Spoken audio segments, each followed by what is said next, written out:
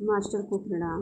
आज हम बात करेंगे बाबूजी महाराज किस तरह से अभ्यासियों से कहते हैं कि बड़े आश्चर्य की बात है कि कुछ लोग अपने को साधना के लिए बहुत दुर्लभ समझते हैं, जबकि वास्तव में ऐसा नहीं है।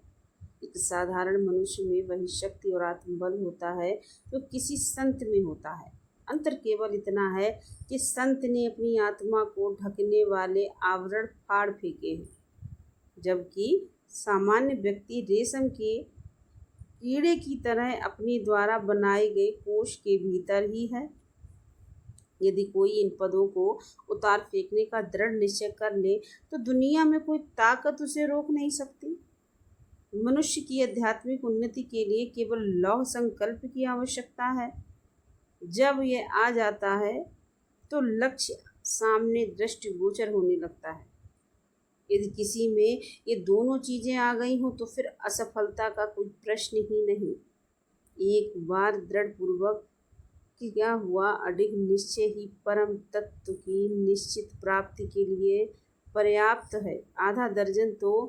आधा मैदान तो व्यक्ति तभी जीत लेता है जब वह इस क्षेत्र में दृढ़ निश्चय के साथ प्रवेश करता है। फिर उसे रास्ते की कोई अड़चन नहीं रोकती। इसीलिए भाई, ये विचार कदापि मत कीजिए कि आप लक्ष्य तक नहीं पहुंच सकते। बिल्कुल चट्टान की तरह अटल रहिए, फिर सफलता अपने आप आपके कदमों में आ जाएगी। मार्गदर्शक में विश्वास का होना भी आवश्यक तत्व है, मगर इस सिलसिले में ये मत भूलिए कि योग्य पथ प्रदर्शक वही होता है जिसने अपना आवरण फाड़ फेंका हो और साथ ही प्राणाहुति की शक्ति से संबंधित हो, ताकि दूसरों को पथ पर सहायता और अवलंबन दे सके। मैंने आपकी भीतरी हालत का लेखा जोखा लिया है और वहाँ मुझे सुधार के स्वस्थ लक्षण नजर आए हैं। निसंदेह कुछ जटिलताएं भी मौजूद हैं, परंतु आप यदि अपना अभ्यास जारी रखें तो वे आसानी से दूर हो जाएंगे। यदि आपको अपने अंदर कोई कमजोरी नजर आए तो उसे मेरी ही समझिए।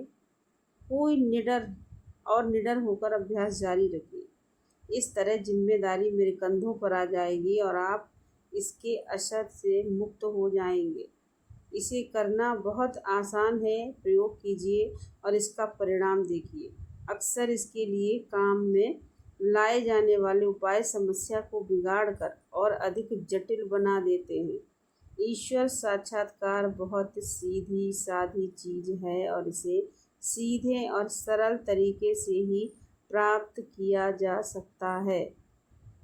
इसमें एक चीज विशेष महत्वपूर्ण है, वह है कि अभ्यासी में लक्ष्य प्राप्ति के लिए बराबर तड़प और बेचैनी बनी रहनी चाहिए।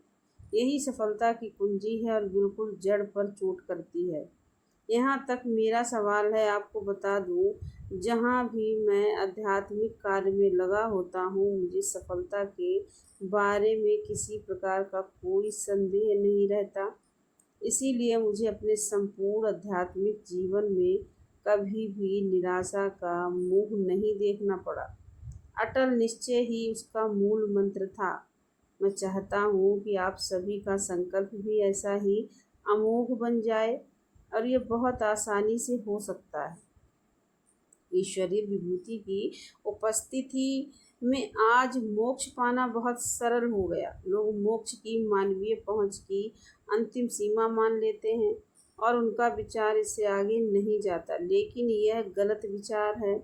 वास्तव में इस पथ पर मोक्ष तो निम्नतम उपलब्धि है। यह तो बच्चों के हाथ का खिलौना है। उसके आगे प्राप्त करने को बहुत कुछ शेष रह जाता है। अनंत महासागर, उससे बहुत आगे इसके विस्तार का कोई और छोर नहीं है। आप अपनी नज़र उस पर और केवल उसी पर गड़ा कर रखिए और उसकी खोज में आगे और आगे बढ़ते चले जाइए। तो बाबूजी महाराज ने कितनी अच्छे से बताया है कि मोक्ष तो बहुत छोटी चीज़ है, यानी कि सहज मार्ग में जब आप आते हैं तो मोक्ष से भी आगे है कुछ। मोक्ष यानी कि हम अपने जीते जी अपनी इच्छाओं से जो मुक्ति पा लेते हैं, वही मोक्ष होता है। अपनी इच्छाओं का दमन कर दे, किसी चीज़ का आपको मोह न रह जाए, वही मोक्ष है। और मुक्ति शरीर से होती है हमारे मरने के बाद। तो इसके मतलब मोक्ष से भी बढ़कर है। तो उन्होंने बताया है कि बहुत आगे महासागर, यानी कि मोक्ष से भी आगे हमको जाना है। मेरा हृदय हर समय उन लोगों की मदद करने को तैयार है जिन्हें इसकी ज़रूरत हो। मेरा काम मालिक के रूप में नहीं होता, मैं तो मानवता का एक अदना सेवक हूँ। भूतकाल में ऐसे बहुत तेरे समर्थ सद्गुरु हो गए हैं और आज भी हैं जो ऐसा काम भी कर रहे हैं, परंतु मैं सेवक बनना ही पसंद करता हूँ और सेवक के रूप में जन सामान्य का कार्य करना ही मुझे अच्छा लगता है।